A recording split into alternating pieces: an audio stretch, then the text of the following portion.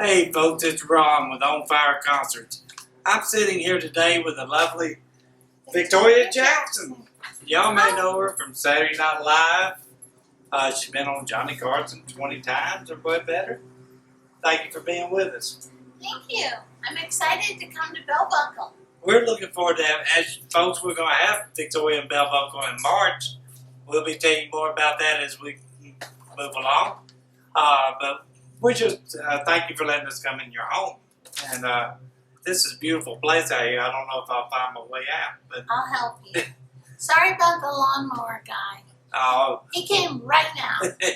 just out of the backyard, but it'll be fine. We're just going to tell a little bit about your history. I believe you're originally from Miami. Yes. Very strange place to be from. Well, you know, you were, I believe you were raised in Miami, right? And when you got out of high school, did you not go to Bible college in Miami? I went in Hollywood, Florida. It was called Florida Bible College. And it's not there anymore. I think they moved to Leland, Florida, but I don't know if it's still there. But I really learned to really love the Bible. I already did, but it's God's Word, and it's like alive. And you can read a verse when you're 6 years old, 15 years old, 30 years old, 6 years old, and God will speak to you in different ways because you're in a different time of your life. It goes along. It grows as you grow into it. I mean, it grows into it. I know then, you know, a lot of our fans out there that follow us, when you left there, I'm just trying to remember here, but you went to South Carolina. Hey, good job. He did his research. And then from South Carolina, you ended up at Auburn. I went to Furman University in South Carolina, Greenville. Me and my husband, who's coming down any minute, he got a degree at Furman. I couldn't afford it, so I went to Auburn, became a theater major. Realized you can't really learn how to be an actor in college. So I thought I better go to Los Angeles. And I got there by doing summer stock in Birmingham.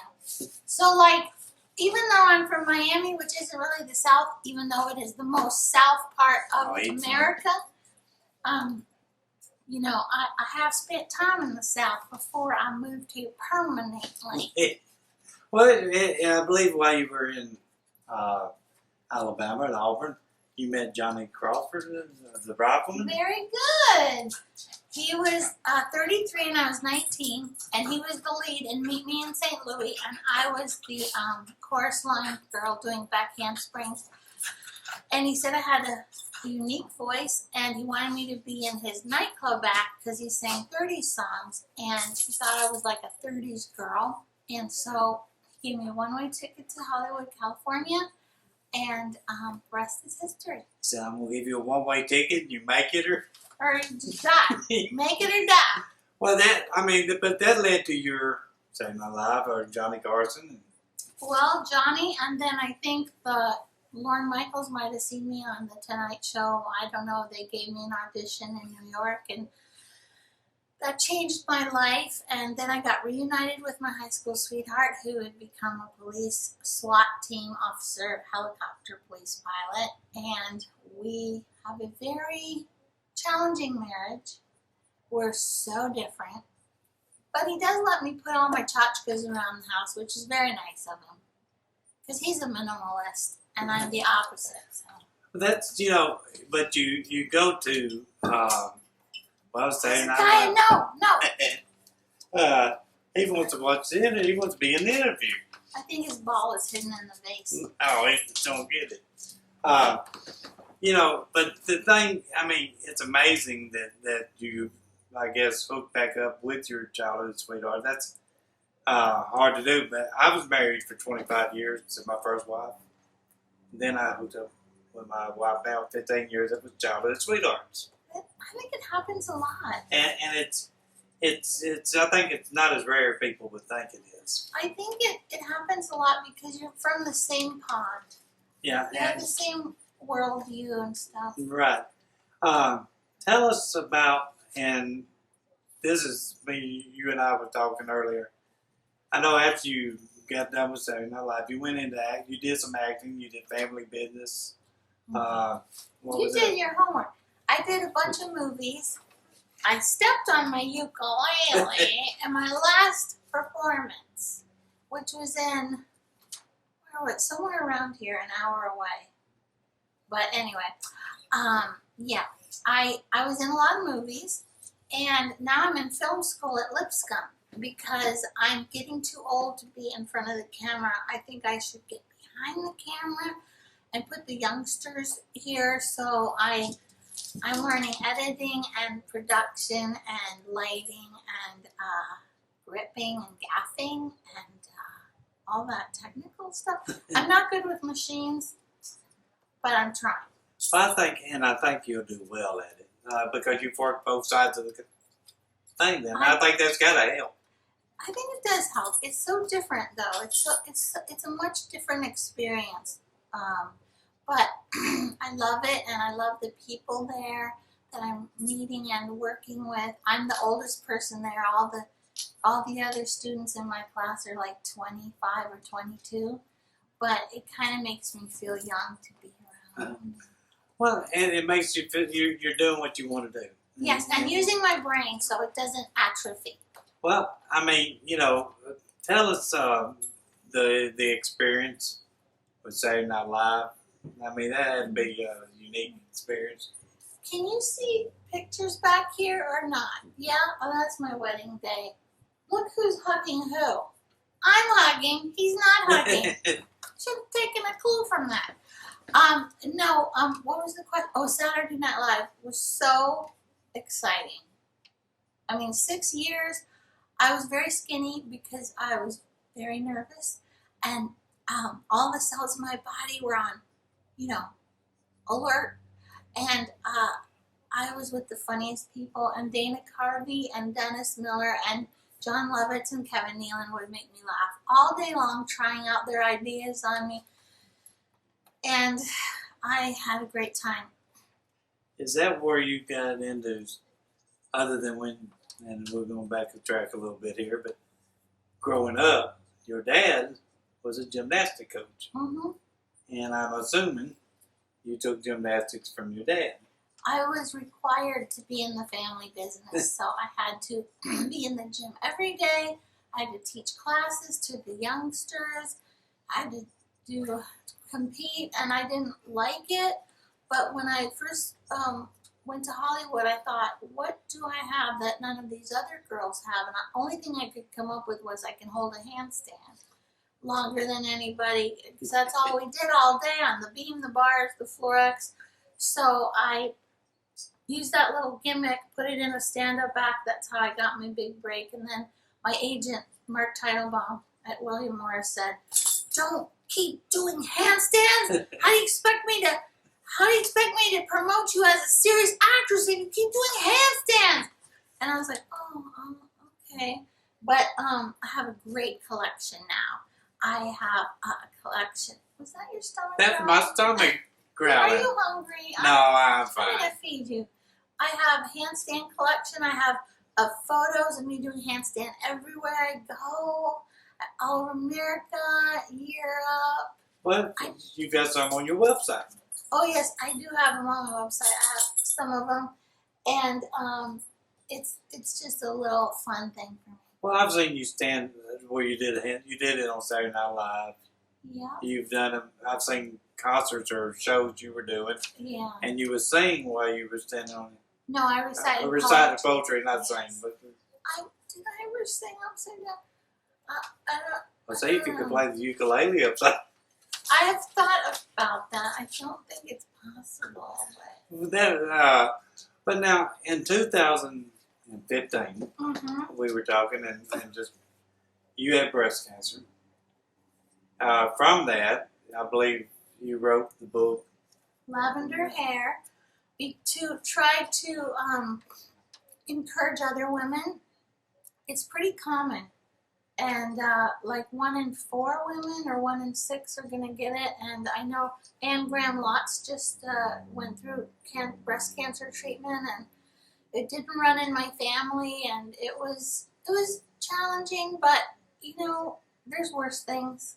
They are, and you know, it's just there again, we were talking about from experience going through that with my wife. But the thing is, the people at the breast cancer centers, when you see these folks that's taking treatment like y'all were, and other folks that's been there longer, and what it does to them, and you think they're smiling, and you know, and what have I got to complain, you know? But they are finding. Thank God they're finding more and more stuff for it every day. The medical community is amazing. The doctors and nurses were so nice to me, and they are making such advances. Like my doctor Rexer, he said, "Are you still taking your pill?" I take this one pill every day. Leprosol? Yeah, letrozole. Does your wife take that? For 5 years, I think. Yeah. And he said, or maybe the rest of your life. And I'm like, okay. It doesn't have that bad side effects. Like, so the only side effect is a tiny hot flash. She says, there again, relate to that because that's her complaint with those. Then they tell you try this vanilla vaccine or something. Anyway, it's something for that, but it doesn't. I have one. I'm having one right now. It doesn't really, you know, help anything. It helps it. Winter is easy for me because I'm always naturally hot. So. Well, that's, you know, the amazing the advances in cancer. Yeah. Brenda went through she used a trial drug, but didn't lose any hair. Oh, really? And but she were the normal treatment, what they call the standard care, was like you went every week. Right. She went once every 2 weeks. Yeah, me too. Because of the strength of it, I guess. Me too. And the Red Devil, did she have the Red Devil? she got blisters, but we had to do the radiation thing. Yes, I did that. But you know, overall, her biggest issue was exhaustion. Yeah, fatigue. Just a couple days a week, and like you don't even get nauseous anymore because they have pills for that. Right. The doctor has told us going in, and I'm sure you did. We'll move on, but you know, he said anything you have side effect wise, I can give you something for it, right? Except the exhaustion. Right. Well, I liked he gave me a Valium, some little kind of Valium. I go, I love that. Please keep giving me that. Nope, can't have any more. But I had cancer. Please let me keep taking that Valium. I don't remember the name of it. But there's so many advances in cancer now. As you see, folks, Victoria's got a ukulele with her. Yes, well, he asked me to sing. I did not demand to sing because sometimes people ask me not to sing. I've heard her do a song when I get to Nashville, and the song about left right. Okay, well, the song about when I get very good. Yeah, as a guy wants to play. You want to play? When I was driving to Nashville, when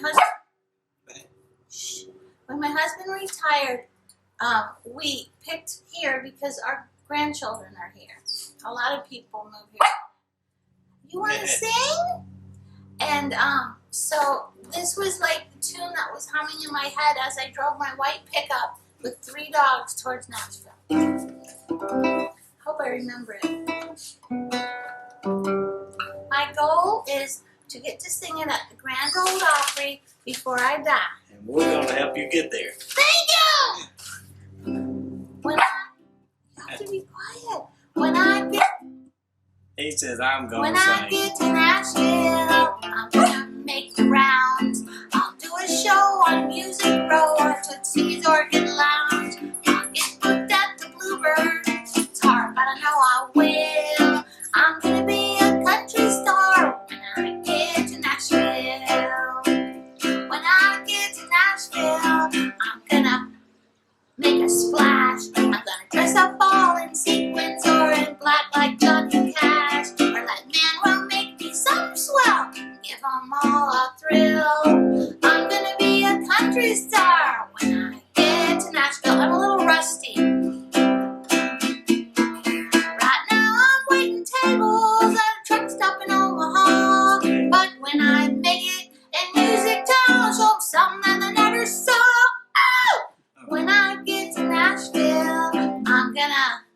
them dead. I'll be the only country singing star who can sing standing on her head. I'll play my ukulele at the Opry and make their hearts stand still. I'm gonna be a country star. I'm gonna be a country star when I get to Nashville. Oh, you know, everybody has a gimmick. I mean, Dolly Parton, she has 2 gimmicks. I'm gonna have 3 gimmicks. You know, with the handstand and everything. If Dolly Parton did a handstand, she'd probably suffocate herself. When I get to Nashville. That was great. I appreciate you Thank doing you. that. I haven't done it for so long because I've been singing "It's a Broken World, Baby." You know, I heard that on, I believe, on your website.